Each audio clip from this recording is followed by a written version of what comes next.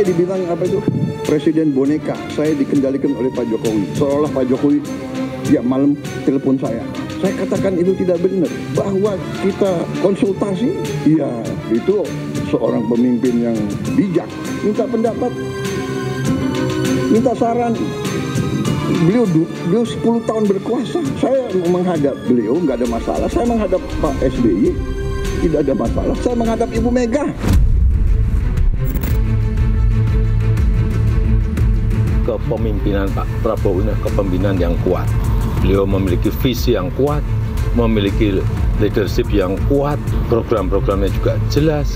Ya, ada bahwa berkomunikasi beliau dengan mantan presiden dan juga tidak hanya dengan saya, dengan Ibu Megawati, dengan Pak SBY kan juga berkomunikasi.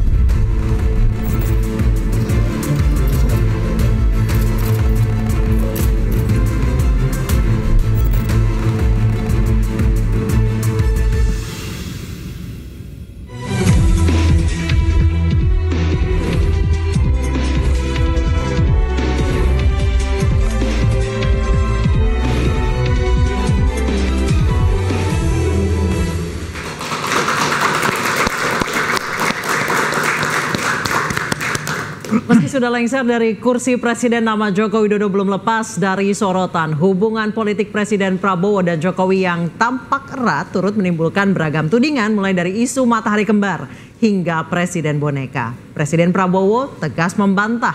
Namun jika nama Jokowi masih terus mengemuka dan pengaruhnya masih terasa, wajarkah publik bertanya-tanya? Bersama saya Anisha Dasuki, inilah Interupsi Prabowo, saya bukan boneka Jokowi. Sudah ada 4 narasumber yang bergabung bersama kami. Di sebelah kanan saya ada Yunarto Wijaya, Direktur Eksekutif Carta Politika. Selamat malam Mas Toto. Malam, Mas.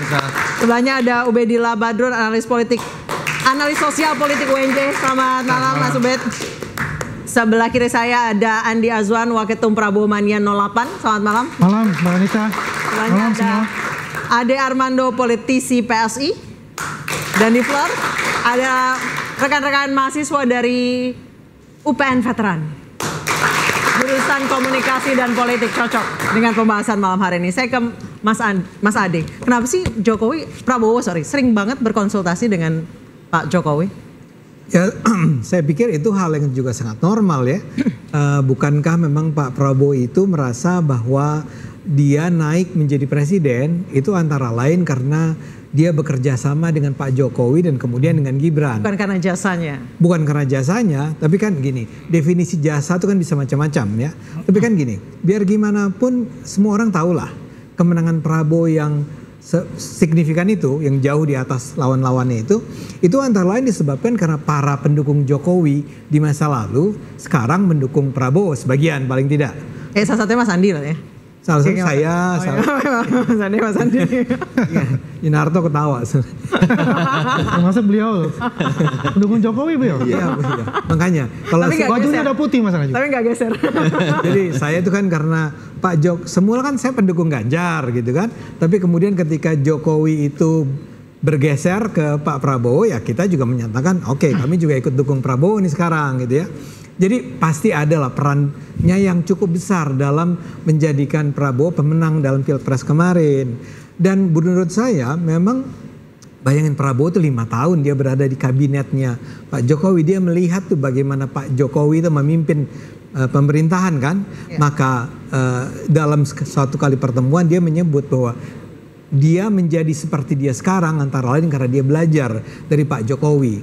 Nah sekarang pun jadi ketika dia mengatakan, kenapa sih apa-apa konsultasinya ke Pak Jokowi? Nggak percaya diri kah Pak Prabowo?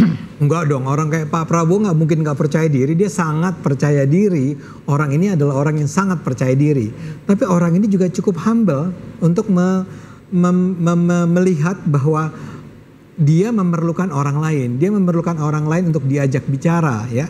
Tadi juga sudah dikutip kan, dia bilang saya nggak cuma ngomong sama Pak Jokowi ya, saya juga ngomong sama SBY, saya juga ngomong sama Megawati. Tapi kemudian kita akan bilang kan, tapi intensitasnya pasti nggak sebanding lah ya. Ngomong dengan Pak Prabowo, dengan Pak Jokowinya pasti jauh lebih banyak. Dan saya rasa it does make sense. nggak usah terlalu berlebihan bahwa kita melihat seperti itu. Saya rasa kalimat dia yang mengatakan bahwa saya bukan bonekanya Pak Jokowi, itu adalah pernyataan bahwa well ya, saya memang berkonsultasi dengan beliau, tapi jangan lihat saya sebagai bonekanya ya, bukan petugas partainya Pak Jokowi ya. Saya adalah diri saya sendiri, dan saya rasa itu penting untuk disampaikan kepada publik, termasuk kepada para pendukungnya, para pendukung nih. Nah, dalam hal ini kita harus ingat, Pak Prabowo ini ini kan ada anak-anak komunikasi juga ya. Itu kita mengenal ada konsep yang namanya direct communication. Ya. Ya, ada orang-orang yang memang kalau di Indonesia ini kali orang Sumatera, orang Sulawesi gitu ya, yang ngomong tuh langsung.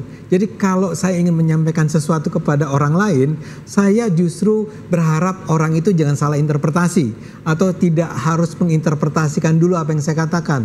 Ketika saya ingin mengatakan bahwa saya bukan boneka, itu bukan karena saya marah atau karena saya nggak suka, tapi saya mau bilang, saya adalah diri saya sendiri ya.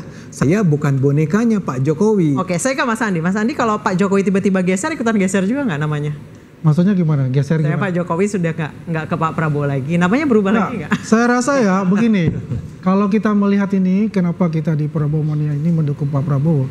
Sama, karena Pak Jokowi juga di sana gitu. Ya, tadi memang kita Jokowi Mania, kita bertransformasi. Jadi tegak lurusnya masih ke Pak Jokowi dong, bukan ke Nah, Pak Presiden. kita bicara begini, kalau kita bicara tentang Pak Jokowi ya, yang akhir-akhir ini sering dihujat dan sebagainya, kita wajib untuk membela beliau. Karena kita yakin dengan apa yang dia lakukan oleh beliau itu adalah sesuatu yang memang untuk negara, bukan untuk kepentingan pribadi beliau.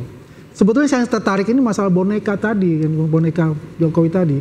Ini penegasan beliau Pak Prabowo gitu. Bahwasanya beliau itu dia tuh mempunyai kekuatan sendiri. Dia secara exposure dia secara nasional dan internasional luar biasa. Ya. Ya diakui lah oleh semua negara juga. Dan dia juga sebenarnya menegaskan kepada pihak-pihak ya yang selalu ingin ya memisahkan beliau dengan Pak Jokowi ya. Ini udah best deal. Ya. Dan Pak Jokowi itu juga mengatakan nggak selalu Pak Prabowo itu telepon beliau. Pak Jokowi itu telepon beliau tidak. Di mana diminta advice ya dia memberikan advice. Dia tidak ada unsur-unsur yang memberikan arahan A, B, C, D, nggak ada. Dan dia mengatakan juga Pak Prabowo itu kuat loh orangnya dan dia. Tapi kan minta saran. Kenapa? Tapi kan minta saran. Dia bukan hanya ke Pak Jokowi, minta saran ke Ibu Mega, minta saran ke Pak SBY. Itu hal yang nyata lah, karena kan sama-sama mantan presiden. Dan kita berharap sebetulnya mereka ini semua guyup ya. Duduklah satu meja misalnya gitu kan ya. Yang memikirkan masa depan Indonesia ke depan gitu loh. Jadi yang namanya yang hater gitu, yang ingin memecahkan persahabatan beliau ya dengan presiden-presiden yang lain tuh dengan sendirinya akan rendah gitu. Oke. Hater atau memang benar? Apa tuh? Ada boneka-bonekaan ini. Iya, sebetulnya kan kalau kita coba melakukan penelaahan dari proses misalnya Ibu Mega ke Pak SBY, Pak SBY ke Pak Jokowi ke Pak Prabowo. Pertanyaan simpelnya kan adalah kenapa sih isu matahari kembar ini ramenya baru sekarang? Apakah ada yang berbeda dari pergantian tongkat estafet kepemimpinan dari Jokowi ke Prabowo dibandingkan dengan yang sebelum-sebelumnya? Ya jelas ada. Karena yang namanya anaknya Ibu Mega tidak menjadi wapresnya Pak SBY. Anaknya Pak SBY nggak pernah jadi wapresnya Pak Jokowi. Sehingga isu matahari kembar tidak ada. Dan boleh dilihat di belahan dunia manapun, mana yang keberlanjutan itu diartikan dengan titipan dari mantan presiden kepada presiden sudahnya. Ada atau tidak? Ada di Filipina. Ya. Dan tidak berakhir dengan baik. Artinya ketika kita berbicara mengenai matahari kembar, yang sebenarnya pertama kali kalau kita lihat secara eksplisit itu disebutkan oleh Pak SBY, itu adalah niat baik. Bukan berbicara mengenai ingin misalkan besti, nggak ada besti dalam tata negara. Ini adalah berbicara mengenai menjaga konstitusi, bahwa dalam sistem presidensial bahkan yang namanya wapres itu hanya bisa kemudian mendapatkan penugasan kalau diberikan penugasan. Apalagi mantan presiden, dia tidak memiliki hak apapun secara konstitusional, terlepas mau tiap hari ngopi, besti, mesra dan lain-lain. Ini bermula dari sebuah kesalahan pemaknaan keberlanjutan yang akhirnya menjadi sebuah sejarah sah secara prosedural, tapi kita lihat akhirnya secara etika ini akhirnya menjadi beban buat presiden terpilih. Kasihan Pak Prabowo itu akhirnya harus berdebat, berbicara dalam pidatonya bukan mengklarifikasi tentang kekurangan MBG, bukan mengklarifikasi kekurangan atau kritik terkait Danantara, bukan mengklarifikasi mengenai kenapa Indonesia masuk BRICS tidak kemudian dalam posisi netral, tapi ngurusin saya sebatas bestie saja kok dengan Jokowi. Kira-kira seperti itu. Itu kan bahasanya dari teman-teman Jokowi atau Prabowo mania tadi ya. Nah, ini juga bermula dari sebuah pemahaman yang menurut saya harusnya dalam pemilu-pemilu ke depan tidak perlu terjadi lagi. Bahwa negara ini seakan-akan hanya ditentukan oleh tokoh-tokoh tertentu, termasuk pemilunya, termasuk kerja politik setelah pemilunya selesai. Bahwa stabilitas politik akan tercipta, program semua akan tercapai kalau Prabowo dengan Jokowi bestie. Alangkah baiknya bestinya ditambah lagi, ada SBY, ada Mega, nggak ada ceritanya. Dalam sejarah perbedaan pendapat, bahkan sampai dalam situasi yang bersifat konfliktual secara argumentatif, itulah warna demokrasi. Apakah di Amerika Serikat mereka menghabiskan waktu untuk bertemu terus-menerus ngopi? Enggak. Apakah Obama kemudian dengan Trump akur? Sangat tidak akur. Tapi dalam konteks prinsip, ini yang menurut saya seharusnya ya buat teman-teman ada di sebelah sini juga kemudian bisa belajar. Dalam contoh penamaan pun di Amerika nggak ada tuh yang namanya misalnya relawan pro Obama atau Obama mania. Biden mania misalnya. Ini sebuah pilihan yang saya hormati ya, tetapi ini adalah mindset ketika kita melihat politik dan pemilu itu ditentukan hanya pada tokoh tertentu, kita akan menghabiskan energi terlalu banyak di situ. Oke, saya ke Mas Ubed. Mas Ubed, kenapa sih energi masyarakat ini dihabiskan untuk hal seperti ini, bukannya mengkritisi kebijakan yang sedang berjalan? Saya kira apa yang salah? Karena persepsi publik itu hadir karena peristiwa-peristiwa empirik yang dilakukan oleh aktor-aktor politik itu, termasuk yang dilakukan oleh Prabowo dan Jokowi misalnya. Sebetulnya tadi penjelasan dari Mas Ade dan Mas Andi itu membenarkan pandangan publik bahwa Prabowo memang ada kecenderungan atau dapat disimpulkan sebagai presiden boneka. Oh ya? Iya, karena jelas tuh tadi kronologinya dijelaskan. Misalnya ini kan basisnya data, toh? Basisnya argumen-argumen empirik dan ilmiah. Di dalam sejarah demokrasi liberal sejak 2004 ketika pemilu SBY, itu selalu kontestasi itu dimenangkan oleh mereka yang memiliki financial capital yang besar dan social capital yang besar. SBY juga sesungguhnya tidak sepenuhnya sebagai presiden yang otentik. Sama, dia juga dipengaruhi oleh para pemilik modal. Lalu setelah SBY siapa? Jokowi juga sama. Dia menjadi presiden juga dipengaruhi oleh para pemilik modal. Karena itu narasi tentang presiden boneka selalu hadir. Zaman SBY, zaman Jokowi, apalagi sekarang zaman Prabowo. Jadi itu tidak bisa dihindari. Itu real liberal politik. Tetapi kadar kebonekaannya antara SBY, Jokowi dengan Prabowo berbeda-beda.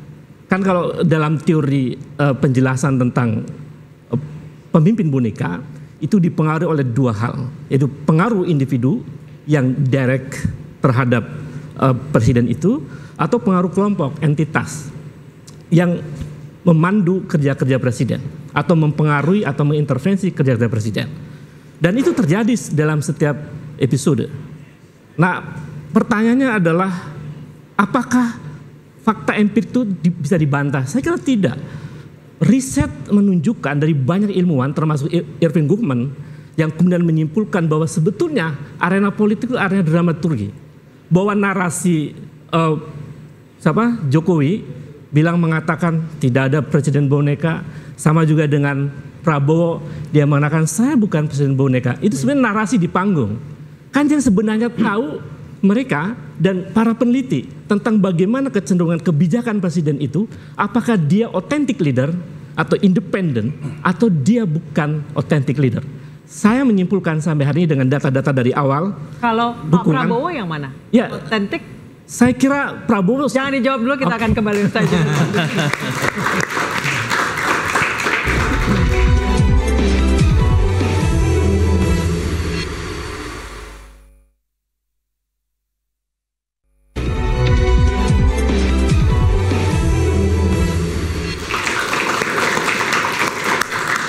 Ubed langsung dijawab, otentik atau boneka? Iya, saya cermati justru Prabowo ini sedang menuju kepada boneka. Makin memperkuat tesis itu begitu.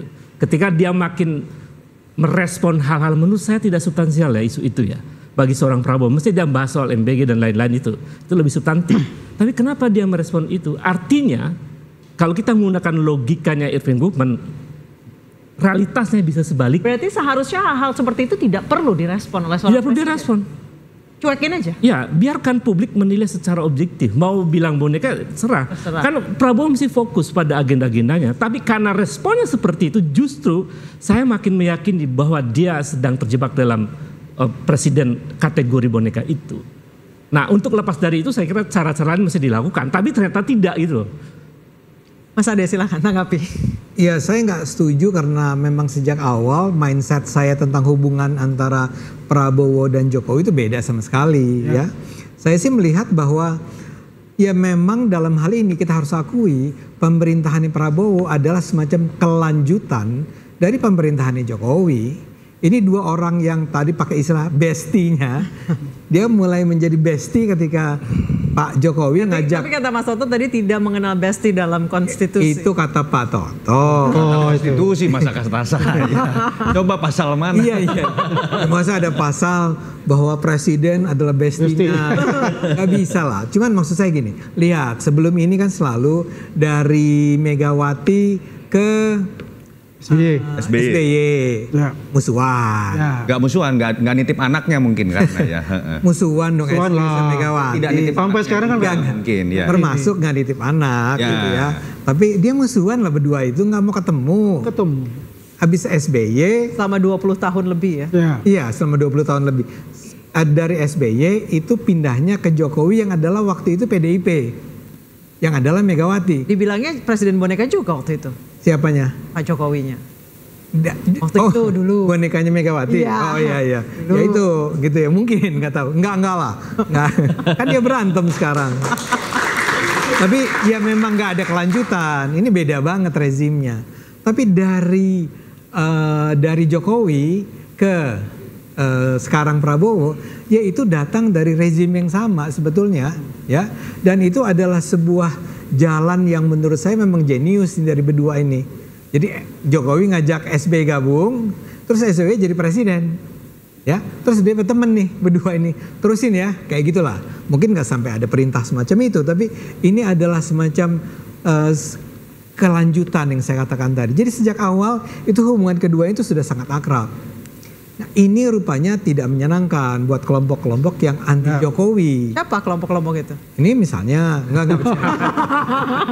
enggak ini misalnya, kan ada banyak lah ya, teman-teman mahasiswa juga tahu lah ya. Makanya ini harus dipecah terus. Dibangunlah sebuah cerita tentang matahari kembar. Walaupun saya baru tahu, oh itu yang mulai ngomong adalah Pak SBY. Saya nggak tahu apakah SBY lagi ngutip kali ya. Tapi yang penting adalah dibangunlah sebuah isu tentang ada matahari kembar. Ini nggak baik, ini bersaing dan segala macam. Padahal mereka biasa-biasa aja, nggak ada matahari kembar. Makanya Pak Jokowi juga harus menegaskan nih, enggak, yang namanya presiden tuh adalah Prabowo ya. Ini sebelum Pak Prabowo ngomong tentang saya bukan boneka Jokowi, Jokowi udah ngomong duluan. Tapi kenapa harus selalu respon? Nggak, kalau saya termasuk orang yang percaya komunikasi itu diperlukan, ya. Justru kan tadi saya katakan ada dua tipe komunikasi.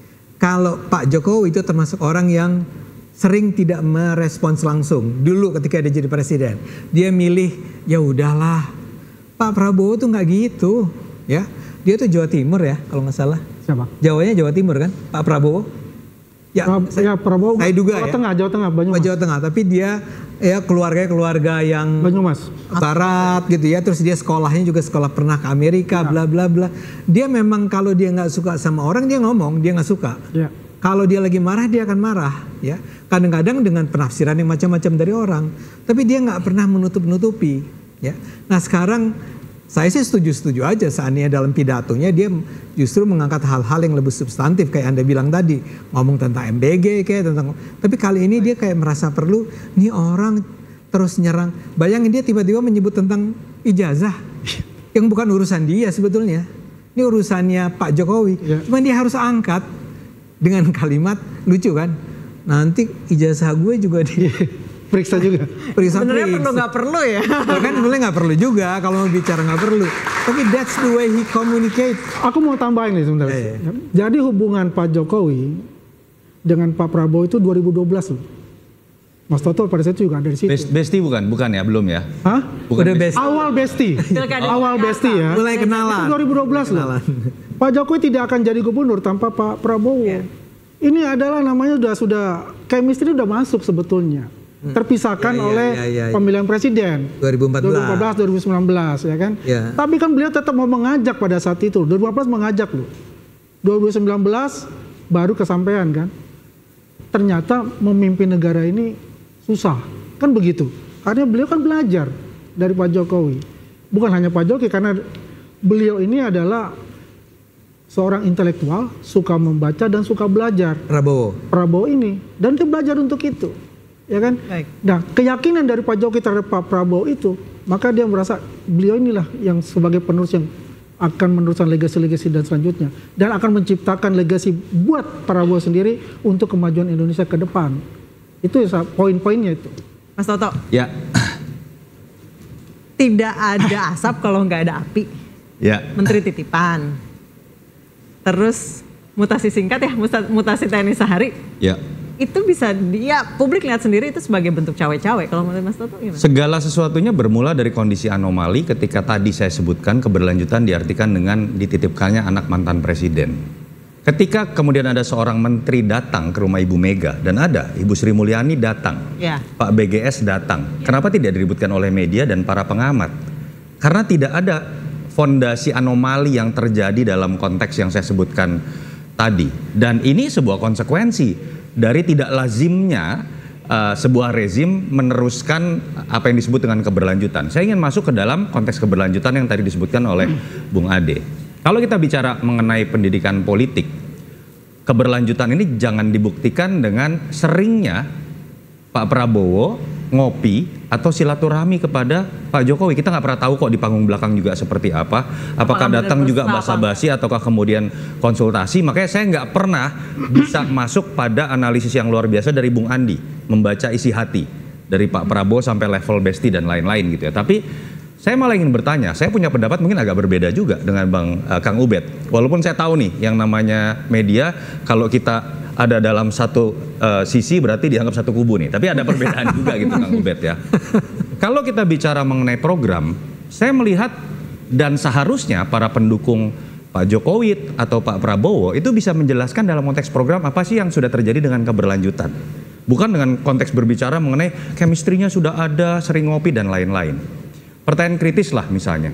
Bagaimana menjelaskan fokus kenaikan anggaran prioritas pada sektor tertentu itu berbeda sekali zaman Jokowi dengan zaman Pak Prabowo. Kenaikan tertinggi itu ada di pertahanan, kedua ketahanan pangan, lalu di bidang energi. Dan itu memang pemikiran khas Pak Prabowo kalau kita baca bukunya Paradoks Indonesia dan Solusinya yang tidak terjadi pada zaman Pak Jokowi. Infrastruktur itu malah turun sekitar 5% karena diserahkan kepada swasta. Apakah bisa dijelaskan juga oleh Bung Ade dan Bung Andi? Ketika berbicara mengenai kebijakan luar negeri dari seorang Prabowo yang tiba-tiba menempatkan Indonesia masuk dalam satu blok bernama BRICS. Apakah bisa dijelaskan bahwa Pak Jokowi dulu memiliki positioning yang sama dalam konteks kebijakan luar negeri? Ketika berbicara mengenai misalnya menempatkan investasi, apakah Pak Jokowi pernah memiliki sebuah konsep terkait dengan sovereign wealth fund seperti yang terjadi pada Danantara yang sekarang kemudian muncul dengan berbagai macam kontroversinya? Saya malah melihat Prabowo adalah pemimpin yang jelas memiliki pola pikir yang berbeda. Keautentikan Pak Prabowo tetap ada di situ. Jokowi is not Prabowo, Prabowo is not Jokowi. Tetapi ketika berbicara mengenai boneka, kritik saya berbeda. Bukan dalam konteks kritik menjadi boneka Jokowi. Kritik saya adalah ketika Pak Prabowo harusnya bisa memposisikan diri sebagai seorang jenderal, berani, tegas.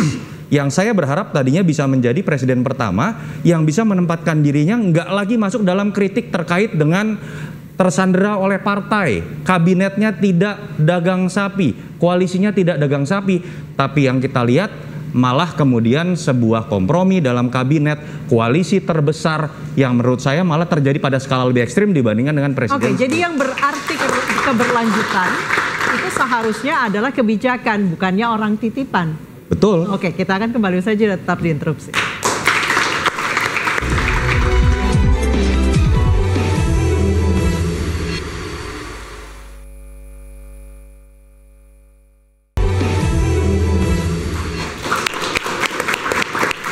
Saya ke Mas Andi, mengutip tadi yang saya mengatakan dan disetujui oleh Mas Toto.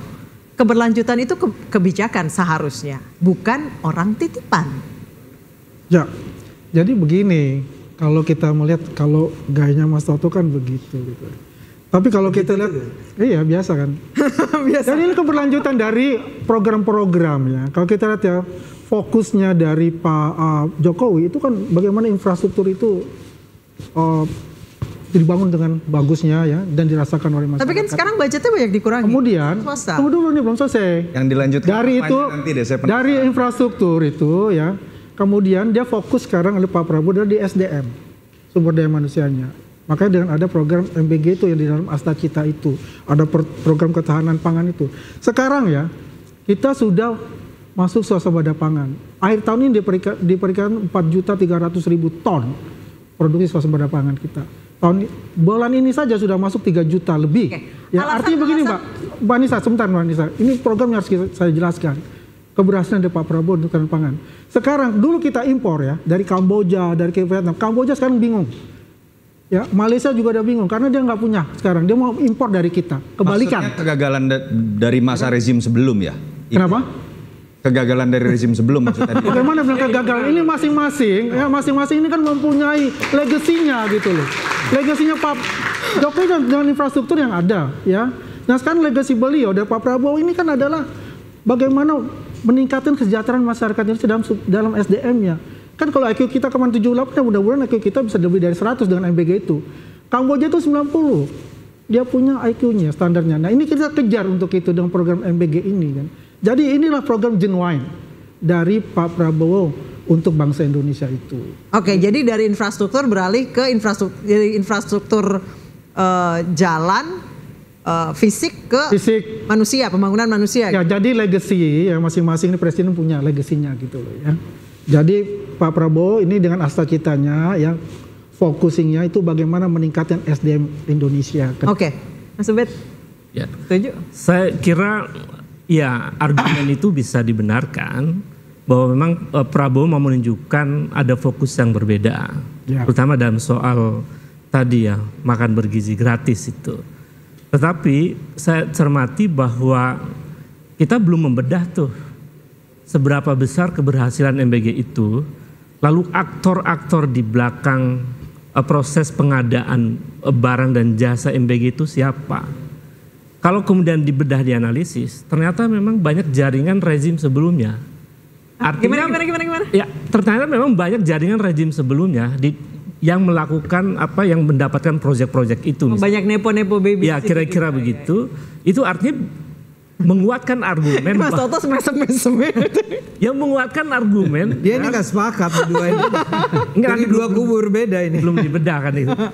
Karena itu menguatkan argumen bahwa bisa jadi program MBG itu dibolehkan, dibenarkan atau disetujui oleh kubu Jokowi dengan syarat-syarat tertentu, di mana barisan Jokowi mendapatkan benefit dari kebijakan. Loh, seharusnya itu kan tidak butuh persetujuan Jokowi, itu Pak Jokowi sudah tidak menjabat lagi. Ya, kita mau mengatakan bahwa jika kemudian mereka berdua bestie, maka seluruh agenda-agenda pemerintahan itu pasti didialogkan dong dengan koalisinya kan, itu logis. Dia tanya ke partai lain, dia tanya ke pemimpin koalisi yang non Prabowo dan seterusnya. Maka hampir seluruh program yang disetujui itu tidak mungkin sendiri dilakukan oleh Prabowo, tapi atas persetujuan yang lain. Karena di situ ada benefit politik, ada benefit yang lain kan dalam proses pengadaan barang dan seterusnya. Dan itu tidak menjadi indikator yang sangat kuat untuk menunjukkan bahwa itu bentuk perbedaan antara Prabowo dengan Jokowi sebetulnya. Kecuali jika Prabowo fokus pada pembangunan SDM, meningkatkan anggaran pendidikan misalnya. Faktanya kan kemudian efisiensi mempengaruhi dunia pendidikan yang luar biasa sekarang. Anggaran riset di pendidikan itu turun misalnya. Kemudian pengadaan barang di universitas turun dan seterusnya. Jadi argumen untuk fokus pada pembangunan SDM itu terpatahkan dengan fakta-fakta empirik yang dialami oleh kampus-kampus di seluruh Indonesia. Karena itu menurut saya ya itu tidak menjadi bagian dari perbedaan yang sangat signifikan antara Prabowo dengan Jokowi sebetulnya. Karena kan kemudian tiba-tiba Prabowo berubah tuh, tadinya nggak mau menguncurkan dana untuk IKN, tiba-tiba di PUPR menyebutkan bahwa ada sekitar 13 triliun diturunkan misalnya. Itu kan artinya proyek infrastruktur yang warisan Jokowi mau dilanjutkan. Apakah ini bukan pertanda bahwa ada intervensi dari kekuatan non Prabowo dalam kebijakan Prabowo itu? Oke, Mas Toto. Itu. Kan ini saya mesti jelaskan ini. Itu tahun anggaran 2024 tuh 13 triliun itu turun. Iya, kan sebenarnya Itu ditunda. sudah disahkan ya oleh Komisi 2. Oke. Ya, itu dilanjutkan. Itu bahasa dari PUPR. Ini yang saya katakan genuine ini ya, ini memang dari Pak Prabowo sendiri itu. Karena beliau itu melihat bagaimana keberhasilan negara-negara yang melaksanakan MBG itu. Saya paham itu, ya, bahwa ide itu dari Prabowo. Tapi dalam politik nggak mungkin itu disetujui hanya tunggal oleh seorang Prabowo. Pasti dia mendengarkan. Jadi kebijakan itu compromise gitu. Iya, mesti ada kompromi di antara mereka. Ada rasionalisasi yang menguatkan kebijakan itu harus jalan. Karena nggak mungkin kalau sendirian partai Prabowo menjalankan program itu, nggak mungkin. Dia membutuhkan kekuatan lain agar program itu dalam waktu yang singkat jalan sampai mencapai 3 juta orang misalnya. Itu kan nggak mungkin sendirian. Dan itu empirik, itu nggak bisa dibantah. Karena datanya memang menunjukkan itu di lapangan. Memang tidak sendirian karena dia presiden. Itu kan jelas ada menteri-menteri yang di sana. Dan itu semua persetujuan dari seluruh. Ya, dan juga disetujui oleh DPR untuk itu. Jadi jangan salah untuk itu. Bahwa ini rakyat Indonesia mendukung untuk itu. Memang diorkestrasi, dipimpin oleh Presiden Republik Indonesia, Pak Prabowo. Ya, bukan dalam konteksnya bahwa dia seorang diri, tidak. Ya, ini diputuskan oleh DPR RI ya, dan beliaulah sebagai pemimpin untuk itu. Dan ini benar-benar genuine ya, tidak ada lagi unsur-unsur yang arti nama dari presiden sebelumnya. Ya. Toto silakan. Tadi udah mesem-mesem ya. Kita bisa berdebat mengenai apa yang kemudian menjadi spekulasi mengenai mana yang dilanjutkan dan mana yang tidak. Tapi yang jelas saya melihat tetap 2 orang ini adalah 2 orang yang berbeda. Dan saya senang dengan kondisi itu. Kalau menggunakan bahasa genuine, seorang presiden harus genuine. Keberlanjutan itu bukan dalam arti kemudian diatur oleh presiden sebelum, menerima titipan anak misalnya, atau kemudian titipan program walaupun berbeda dengan apa yang menjadi visi misi. Dan kalau kita bicara hal yang paling mendasar deh, 2014. Apakah Bung Ade, Mas Ade ingat Pak Jokowi dalam menyusun kabinetnya saat itu, dan bisa di browsing ya, Pak Jokowi menginginkan kabinet yang ramping, dan itu didasarkan pada hasil riset. Yang terjadi pada Pak Prabowo adalah 180 derajat yang berbeda, kabinet terbesar. Pak Jokowi dulu bahkan walaupun dilanggar sendiri oleh Jokowi, sempat membuat aturan tidak tertulis bahwa seharusnya pengurus parpol ketika sudah jadi menteri itu tidak boleh rangkap jabatan lagi. Satu kerjaan aja susah, apalagi 2. Yang terjadi pada Pak Prabowo situasi yang juga 180 derajat yang berbeda. Belum lagi ketika kita berbicara tadi pilihan kebijakan luar negeri, pilihan MBG yang kalau kita telaah ke belakang masuk ke dalam desain mengenai Indonesia Maju ala Jokowi itu tidak pernah ada. Nah artinya ya sudah, kita nggak usah gitu masuk ke dalam sebuah romantisme yang terlalu mendalam. Ini keberlanjutan Prabowo sama dengan Jokowi dan lain-lain. Fokus saja bahwa Pak Prabowo sudah punya kebijakannya sendiri dan itu bisa dipertanggungjawabkan. Dan poin paling penting menurut saya adalah kalau Pak Prabowo tidak ingin dianggap sebagai boneka, ketika sudah punya program-program yang katakanlah bagus, pro kepada rakyat, harus dieksekusi oleh orang-orang terbaik. Susun kabinet Anda dengan meritokrasi. Bukan dengan logika bahwa harus bagi-bagi jabatan. Bahkan ketika tidak ada porsi, ketika tidak cukup porsi jabatan untuk dibagi karena jumlah partai yang di atas 80%, akhirnya ada jabatan baru. Ini fakta empirik yang kemudian kita lihat. Jadi saya sih tidak takut bahwa Pak Prabowo menjadi boneka Jokowi. Saya percaya Pak Prabowo akan menjadi Prabowo yang akan memimpin dengan sendirinya. Dan Pak Jokowi akan jadi pensiunan politik, walaupun besti katakanlah seperti itu. Tetapi kritik terhadap Pak Prabowo adalah dia bisa dianggap menjadi boneka kalau kemudian penilaian terhadap kabinet bukan didasarkan pada aspek meritokrasi, tapi hanya kepada aspek loyalitas dukungan politik. Dan itu yang sekarang menurut saya masih terjadi dan menjadi kritik utama. Oke, nanti usai jeda saya akan bertanya pendapat Mas Ade, terus saya akan kembali.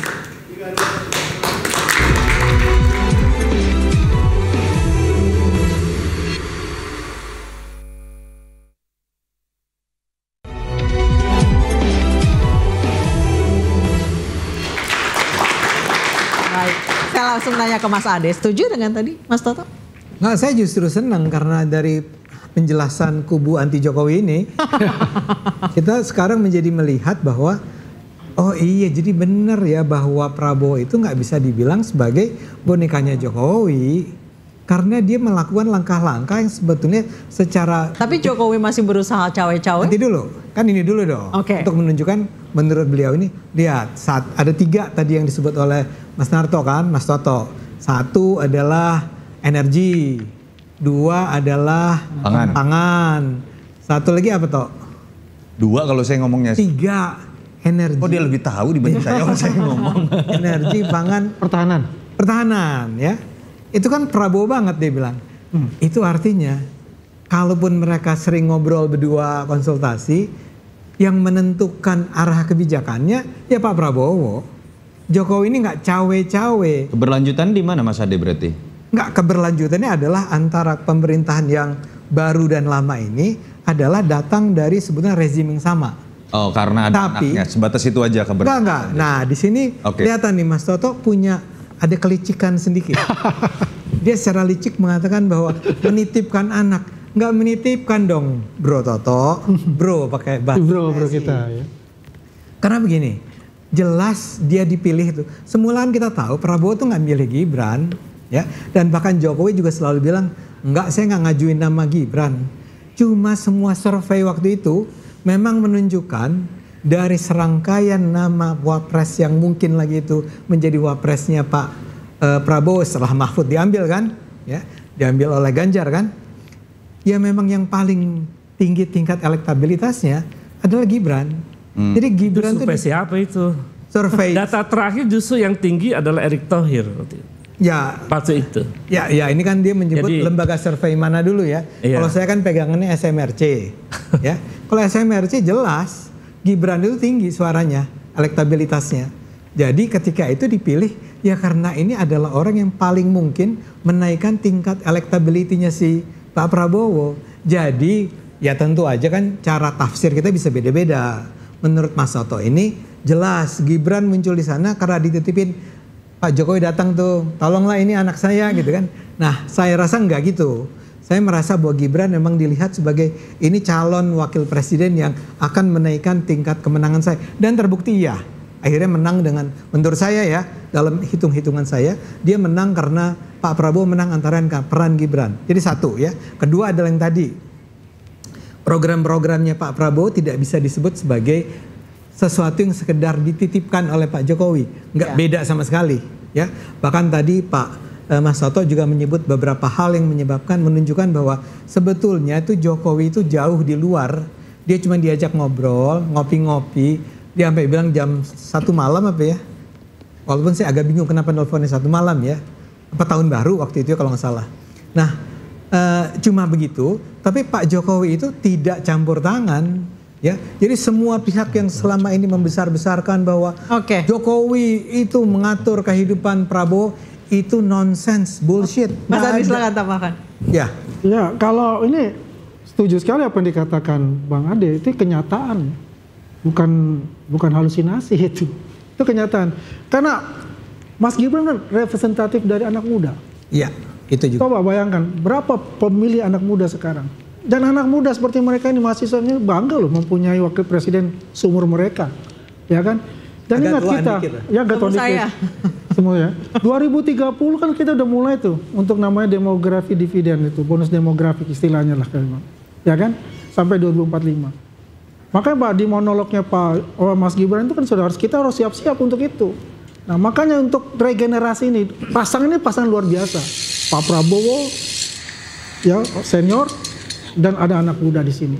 Transformasi dari kepemimpinan, dia kan belajar banyak untuk itu. Terlepas 2029, siapapun itu yang maju ya silakan saja gitu. Yang penting sudah ada representatif anak muda di sini yang mampu secara capable untuk bisa menjadi pemimpin, itu sudah cukup luar biasa buat kita. Baik, saya ke Mas Ubed. Kalau ini jadinya Pak Jokowi seakan tidak mau kehilangan spotlight-nya. Berita baik ataupun buruk, tetap harus ada nama dia di pemberitaan. Mas Ubed melihat hal yang sama? Saya kira itu memang. Secara empirik di banyak peristiwa, dari menyusun kabinet, Prabowo datang ke rumahnya dan seterusnya ya. Saya menerima Sespim di Polri dan lain-lain. Itu hal yang wajar tidak sih kalau berkonsultasi dengan presiden sebelumnya kalau menyusun kabinet? Konsultasi itu wajar, tetapi intensitas konsultasi yang terlalu sering itu menjadi tidak wajar. Dan itu kan seringkali dipertontonkan oleh Prabowo untuk konsultasi dan seterusnya. Kemudian yang berikutnya saya kira yang tadi disebutkan bahwa ada 3 yang merupakan program genuine dari Prabowo, menurut saya kita jangan lupa Prabowo punya Astacita, Prabowo punya sekian puluh program prioritas. Jadi 3 itu dari sekian banyak program ya jauh lah. Artinya sekian banyak program yang lain itu merupakan produk kompromi yang itu bukan gagasan murni dari Prabowo. Termasuk yang mutasi TNI satu hari itu menurut Anda? Termasuk menyusun kabinet itu memang menunjukkan bahwa itu tidak Prabowo. Tidak otentik. Karena itu ya wajar kalau kemudian publik mengatakan kok Prabowo seperti presiden boneka. Itu nggak bisa publik kan membuat kesimpulan dari performa yang ditunjukkan oleh Prabowo. Saya kira itu, Mbak. Soto, silakan. Iya, kita akan menggunakan kacamata yang berbeda ketika mencoba menerjemahkan mengenai apakah ada matahari kembar atau tidak, Pak Prabowo bonekanya Jokowi atau tidak. Dan agak sulit untuk kemudian kita saling membuktikan. Lebih tepatnya matahari kembar atau boneka sih? Yang jelas mau isu matahari kembar atau boneka ini paling parah terjadi pada pergantian rezim kali ini. Jadi sayang sekali Mas Ade yang merasa bahwa ini soft landing yang luar biasa, tapi kemudian di sisi lain mengambil sebuah resiko. Kita harus menghabiskan waktu dalam bahasan-bahasan seperti ini. Tapi poin paling penting menurut saya adalah, oke lah, ketika kita berbicara mengenai di panggung belakang apa sebenarnya boneka atau tidak, matahari kembar atau tidak, ada tugas yang kemudian menjadi sangat berat Mas Ade dan Bung Andi. Target ekonomi Pak Prabowo itu pertumbuhan ekonomi 8%. Kuartal 1 itu hanya 4,87%. Itu sesuatu yang secara logika statistik, logika kuantitatif, hampir tidak mungkin tercapai ketika kita berbicara mengenai tahun ini. Bagaimana pertanggungjawaban itu? Jadi mau boneka, mau matahari kembar atau tidak, mau independen, kok sepertinya tidak mudah mencapai janji kampanyenya. Yang kedua ketika berbicara mengenai MBG, saya berharap sekali pembisik Pak Prabowo memberikan data yang benar. Ketika ada sekitar 1.000 lebih dari apa yang saya baca, lalu disebutkan hanya 200. 200 pun harusnya tidak 99,9%. Dan poin paling penting, seorang presiden harusnya tidak berbicara kesehatan dan potensi keselamatan nyawa karena keracunan makanan itu sebagai sebuah angka. Bahkan harusnya seorang presiden bisa mengatakan tidak boleh ada satupun. Saya inginkan ke depan tidak kemudian hanya 200, artinya kemudian 99,9% berhasil. Artinya apa sih? Di luar masalah perdebatan mengenai hubungan besti Pak Prabowo dengan Pak Jokowi, ada problem komunikasi di situ yang sudah diakui oleh Pak Prabowo sendiri. Bahkan ada hal yang lebih mendasar, janji-janji kampanye bombas yang tadi sangat dibanggakan oleh Bung Andi dan Mas Ade. Sepertinya kalau kita bicara indikator yang paling utama itu pertumbuhan ekonomi, masih jauh sekali dari apa yang dijanjikan dan diharapkan. Dan kalau outputnya seperti ini, yang paling berbahaya adalah kewibawaan dan kepuasan publik terhadap Pak Prabowo sendiri, terlepas Jokowi ada di belakang atau tidak. Kita akan lihat bagaimana pemerintahan Prabowo Gibran ini di tahun yang sangat sulit buat siapapun. Interupsi akan kembali pekan depan. Sampai jumpa.